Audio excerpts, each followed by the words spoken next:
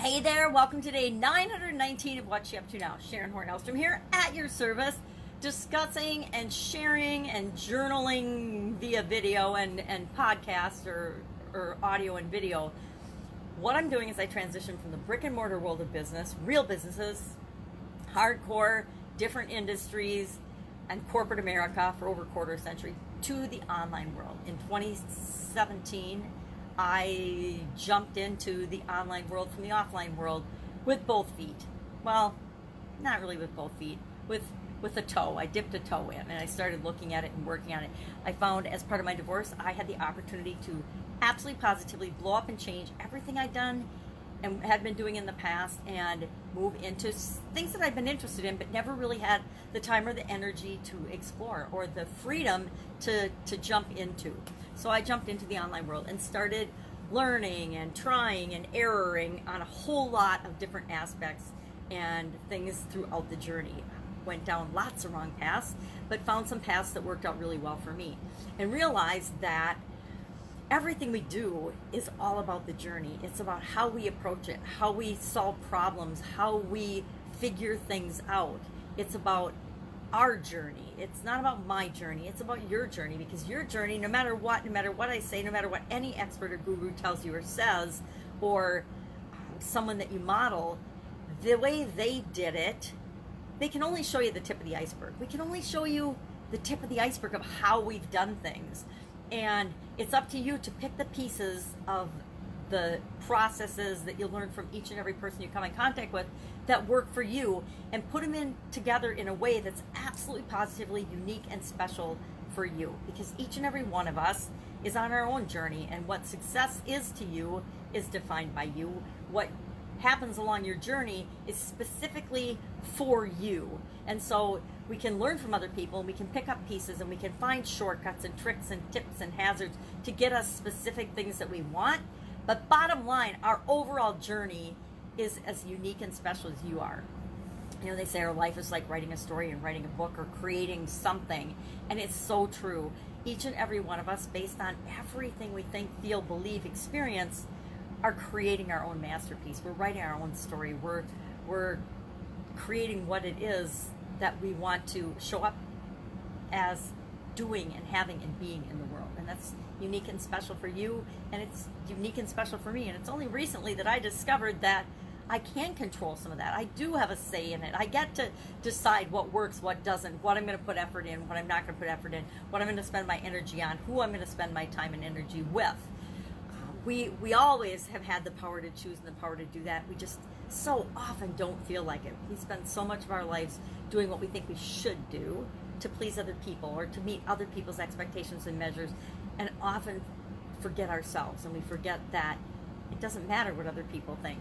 I spent 20 plus years in a marriage, 25 years in a marriage and in a relationship that totally and completely did not allow me to be myself. Now, did I choose to be there? Did I put myself in that situation? Absolutely, positively. Would I change anything about it? Well, maybe I would have gotten my head out of my you-know-what sooner and changed the way I expected myself to be treated, but I didn't. And that was my journey. It was my journey to go through all that. Now, I'm hoping that I can repair some of the damage that was created through that relationship on not only myself, but on future generations. Because when you're not living in your truth and standing up for who you really are and being the best human being you can possibly be, that impacts all of the people around you, right? We are absolutely positively impacted by our environment. How much so is up to us. We can decide how much of a shield of protection we're going to put around ourselves, how much stuff and crap we're going to let in versus just let bounce off of us. And fortunately for me, I let a lot of stuff bounce off. Otherwise, I doubt that I'd even be here chatting with you today. So, question today is, what do you measure? What in your life do you actually keep score on, pay attention to, or measure? Actually, subconsciously, a lot of us keep score on things that we don't even consciously realize we're keeping score on. I don't remember where I read this, but men and women keep score differently. It's probably one of the not love language books, one of the Men Are From Mars, Women Are From Venus. It might be that book. Anyway, along the way, somehow I remember that men and women keep score differently. Like, a man will think that if he does one thing for you, or a big thing for you, it takes care of all of your needs. But a woman tends to appreciate more the little things, the small gestures that are done repeatedly, not the one big grand gesture. So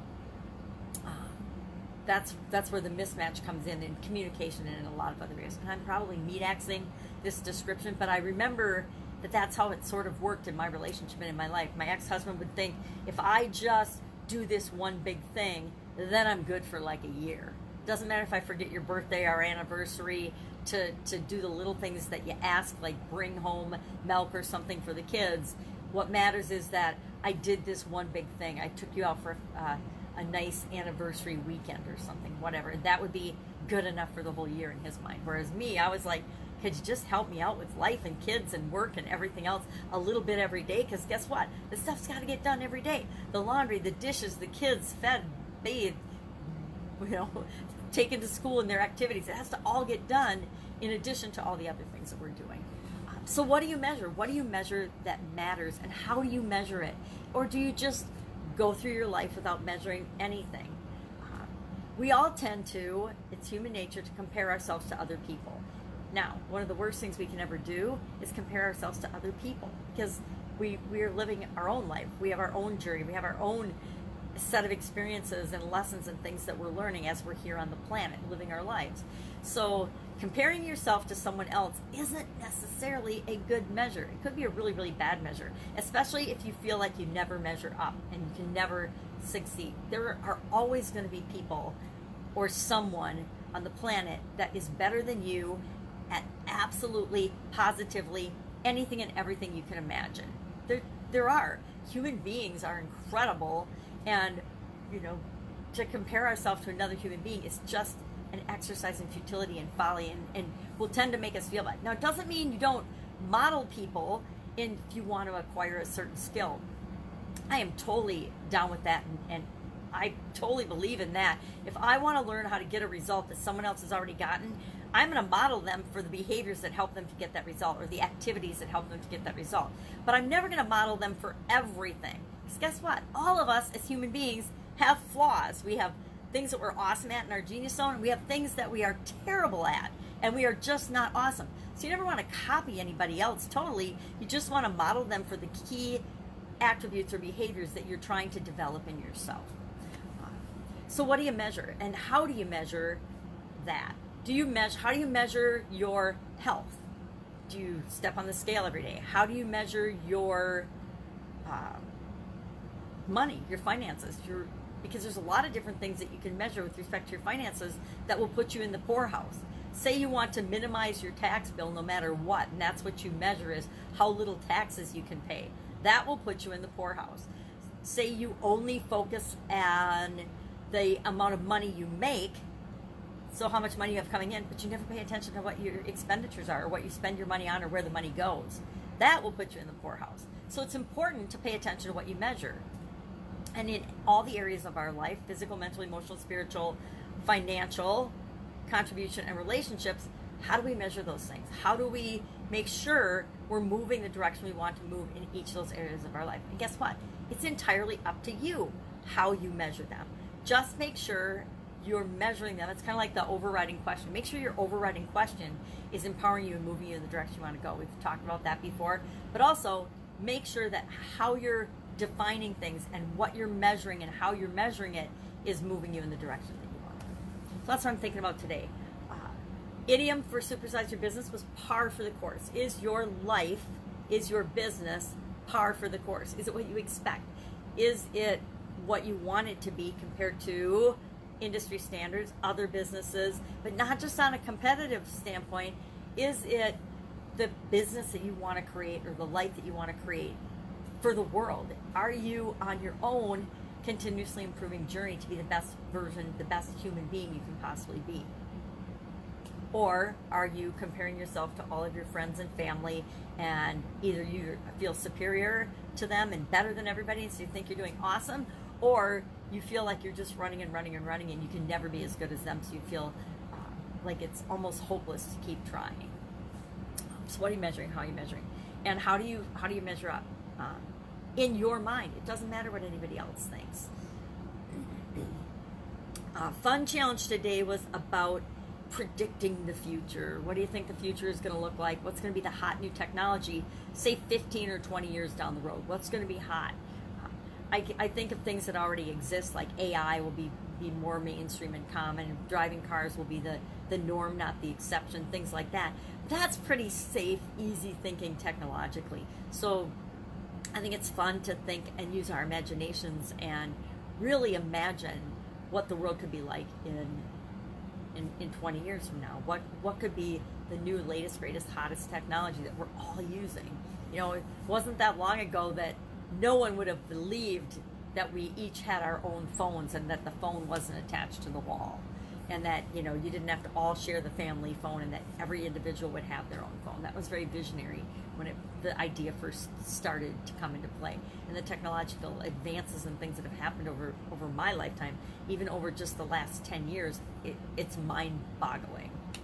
And it's a good thing, because we got this pandemic thing going on, and we need some solutions. We need to be solution focused, not problem focused.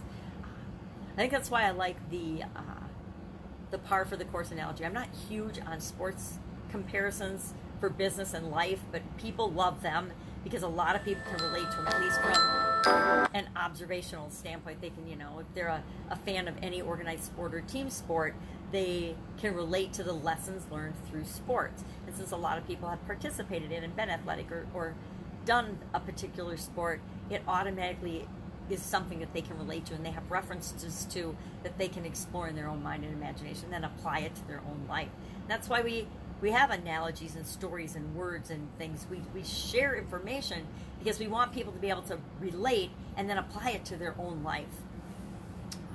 So sports analogies, par for the course I like because it gives us something to compare to. It reminds us that even though we're comparing to some expert number, it doesn't mean that has to be our determination of whether we have a successful golf game or not. If when I was playing golf, had determined the level of success I had based on the par for the course versus my performance, I would never, ever, ever, ever, ever have gone out on the golf course again after that first time.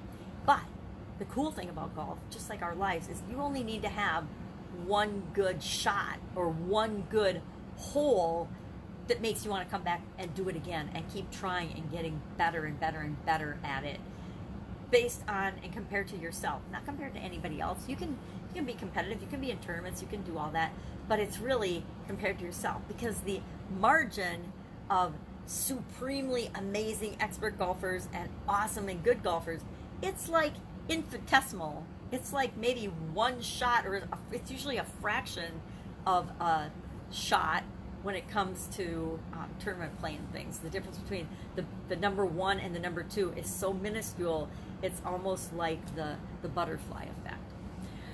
That's it. That's all I've got today. I overdid it yesterday. I walked way too much, so I am going to be a little slower today. Slower physically, but otherwise I'm going to be keeping going and rocking and rolling. Get Up and Go challenge, I think I talked about that already, was rating the 7 areas and then finding a creative way to remind yourself of the 7 areas of your life so you don't leave any one out. I left physical well-being out at my peril, and at 50 had a sudden cardiac arrest and dropped dead. Literally dropped dead. And so I'm just lucky that it didn't stick and that there was somebody there when I went down that knew CPR, because it's not how it goes most of the time. So I always like to have, and I just made this yesterday, a physical reminder to carry around with me. These are all just old keys from one of my businesses. And I got made for a car that crashed and burned and got totaled, so I don't really need them anymore. But they serve as a great physical reminder that I can jingle around in my bag, or I could hook to my belt when I'm going for a walk to remind me to pay attention to all the areas of my life, not let anyone slip to the point of my destruction. All right, have a great day. If I can help you in any way, ask in the comments below. Otherwise, I will be with you tomorrow to update what am I doing as I transition from the brick and mortar world to the online world, and what you might do too, what you might be able to apply or learn in your life without following my journey, because I would never recommend that anybody follows my exact journey, because it's definitely been longer and windier and harder than I ever thought it was going to be, at least online. All right, take care. Catch you tomorrow. Bye.